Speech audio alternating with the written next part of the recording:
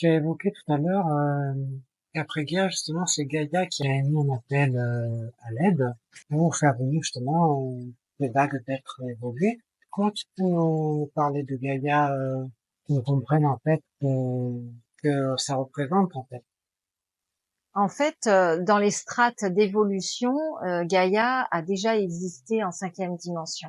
Et puis il y a eu beaucoup de cycles au niveau universel et cosmique, et donc il y a eu une scission à un moment donné, puisque il y a eu des manipulations. Ça partait des guerres électriques où les courants électroluminiques ont été détournés de leur source, mais au démarrage c'était pour accélérer l'évolution.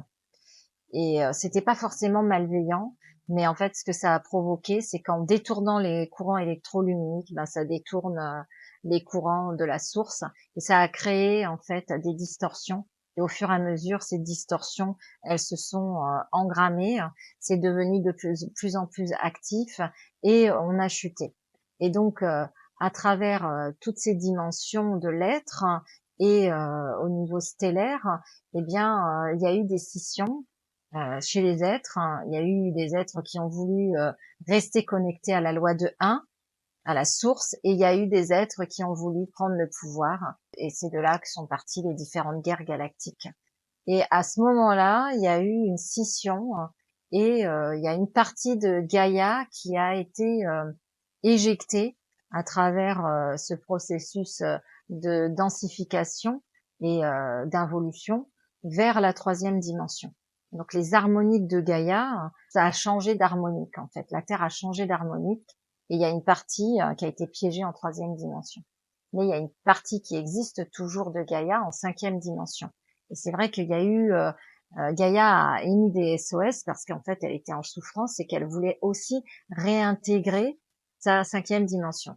Donc en fait Gaïa, la Terre, comme un être vivant, hein, c'est clair, elle est en processus d'évolution, elle fait des processus d'expulsion, donc d'où les séismes, elle bouge énormément au niveau émotionnel.